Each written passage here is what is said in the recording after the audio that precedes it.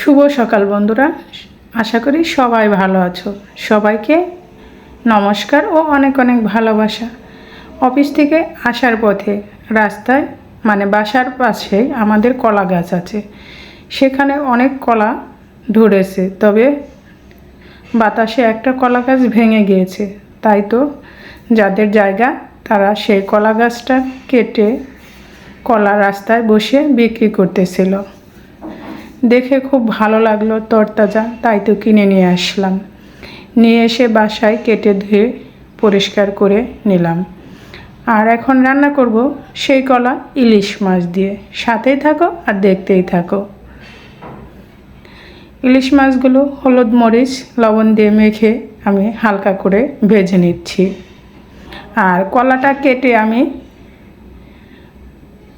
জলের ভিতরে হলুদ দিয়ে ভিজিয়ে রেখেছি।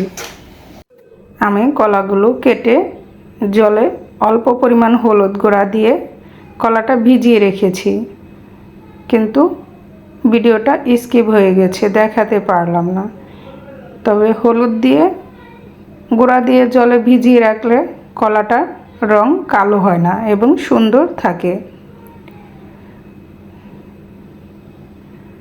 এখন মাছগুলো ভাজা হয়ে গিয়েছে, আমি চুলা থেকে নামিয়ে নিলাম। আমি খুব বেশি ভাজিনি, হালকা ভেজে নিয়েছি। অবশিষ্ট তেলে দিয়ে দিলাম গোটা জিরা আর তেজপাতা। এখন দিয়ে দিচ্ছি কেটে রাখা কলা।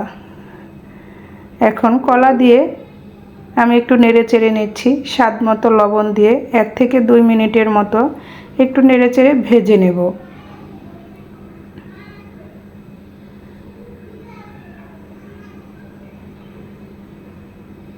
আর সাথে দিয়ে দিলাম কাঁচামরিচ।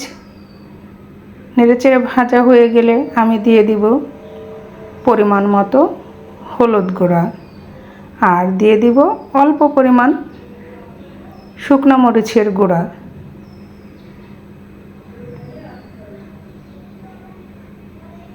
এখন আমি নেড়েচেড়ে আবার কিছুটা সময় এভাবে ভেজে নেব। এভাবে ভাজা হয়ে গেলে অল্প পরিমাণ জল দিয়ে আবার একটু কষিয়ে নেব। তবে কাঁচকলা দিয়ে ইলিশ মাছ খেতে খুবই সুস্বাদু। আর যদি হয় তরতাজা গাছ থেকে পেড়ে কলা, খুবই সুস্বাদু হয়েছিল কাঁচকলা দিয়ে ইলিশ মাছের ঝোলটা। তোমাদের কার কার কাঁচকলা দিয়ে ইলিশ মাছের ঝোল খেতে ভালো লাগে অবশ্যই কমেন্টস করে জানাবে।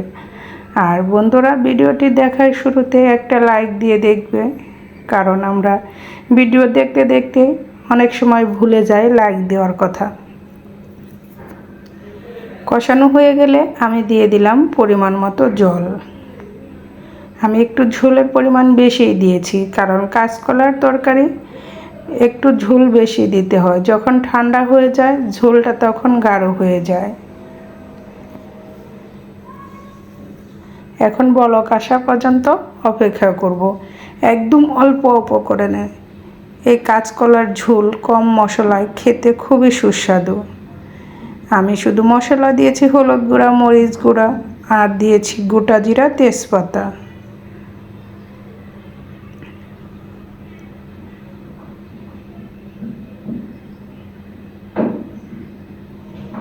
যদি আমার রেসিপিটা তোমাদের ভালো লাগে একবার হলেও ট্রাই করে দেখবে, খেতে কতটা সুস্বাদু।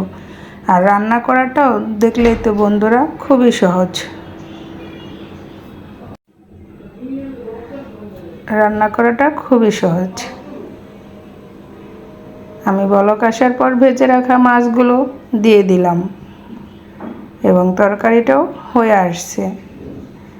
তোমরা চাইলে এখানে নামানোর আগে আবার জিরার গুঁড়া দিতে পারো। একটু লবণের পরিমাণ কম হয়েছিল তাই লবণ দিয়ে দিলাম। তবে আমি প্রথমে জিরা গুঁড়া আস্ত একটু বেশি দিয়েছি বিদায় আজ জিরা গুঁড়া দিলাম না।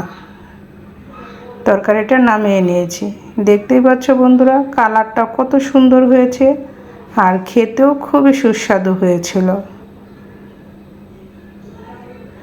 আর এখন রান্না করে নেব ইলিশ মাছের মাথা দিয়ে।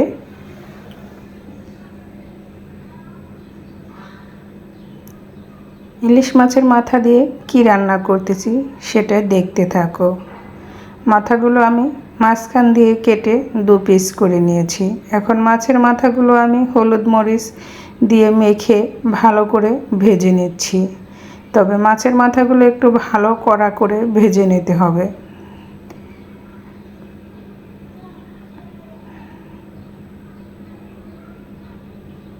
আমি ইলিশ মাছের মাথা দিয়ে রান্না করব আজ মজাদার একটা রেসিপি। সেটা কি রান্না করব সেটাই তোমাদের সাথে শেয়ার করব। আমি এখন রান্না করব ইলিশ মাছের মাথা দিয়ে মুগ ডাল। মাথাগুলো ভাজা হয়ে গিয়েছে, এখন চুলা থেকে নামিয়ে নেব।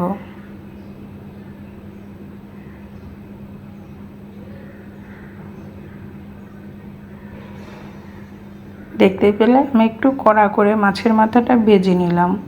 অবশিষ্ট তেলে এখন দিয়ে দিব গোটা শুকনো মরিচ আর তেজপাতা, আর দিয়ে দিচ্ছি এলাচ দারচিনি, আর দিয়ে দিব 5 ফোড়ন।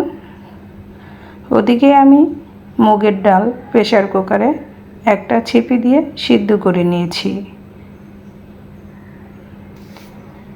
আমি পুরোটা সিদ্ধ করে দেখাইনি, তাহলে ভিডিওটা অনেক বড় হয়ে যাবে, তাই তো মুগের ডালটা আমি আগে অফ ক্যামেরায় সিদ্ধ করে নিয়েছি। এদিকে দিয়ে দিলাম গোটা 5 ফোড়ন, আর দিয়ে দিলাম এখন আদাটা আমি শিলপাটায় ছেঁচে নিয়েছি। এখন সবগুলো উপকরণ দিয়ে ভালো করে একটু ভেজে নেব। ভাজা হয়ে গেলে সুন্দর একটা ফ্লেভার আসবে।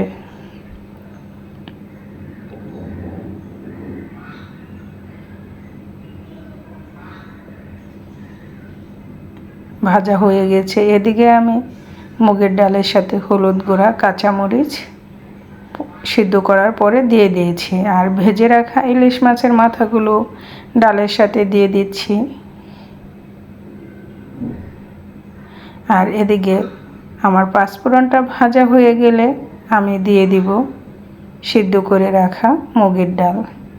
দেখতে পেলে বন্ধুরা কত সহজে রান্না করা হয়ে গেল, আর অল্প উপকরণে, আর সময়ও খুব কম লাগলো। আমি মুগের ডালটা এখন সোমবারে দিয়ে দিলাম।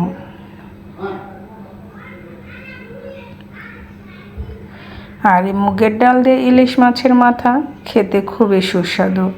আমি এখন নেড়ে চেড়ে আরও 2 থেকে 3 মিনিটের মতো রান্না করে নেব। নামানোর আগে কাঁচামরিচটা দেওয়ার চেষ্টা করবে, তাহলে সুন্দর একটা ফ্লেভার আসবে।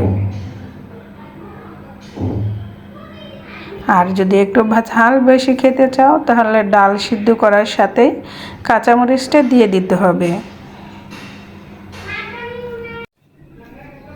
ডালটা আমি কাঁচামরিচটা একটু ভেঙে দিচ্ছি, কারণ এখন ভেঙে দিলে কোনো ঝাল হবে না, তবে সুন্দর একটা ফ্লেভার আসবে।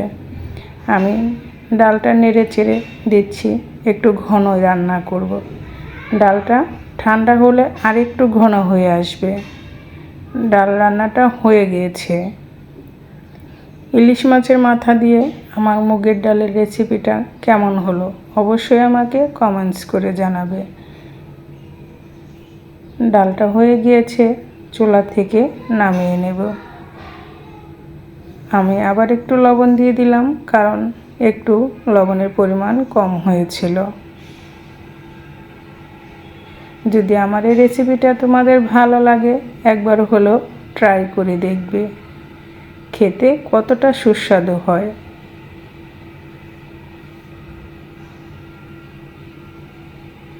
এই ডালটা ভাত, রুটি, পরোটা, লুচি সব কিছুর সাথে খাওয়া যাবে। আর এভাবে রান্না করলে ছোট থেকে বড় সবাই চেটেপুটে খাবে। আমাদের এই ইলিশ মাছের মাথা দিয়ে মুগ ডালটা আমাদের বাসার সবারই খুবই পছন্দ। আমি মাছের মাথাগুলো কিন্তু একবারে ভেঙে দিইনি, কারণ ভেঙে দিলে কাটা কাটা হয়ে যাবে।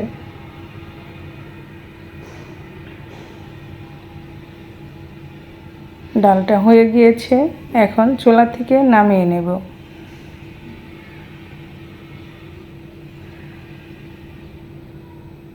আমি আরেকটা পাত্রে ডালটা এখন ঢেলে নিচ্ছি। সবাই ভালো থেকো, সুস্থ থেকো। আবার দেখা হবে নতুন কোনো ভিডিওতে। আজকের মতো এখানেই শেষ করছি। সবাইকে অনেক অনেক ভালোবাসা ও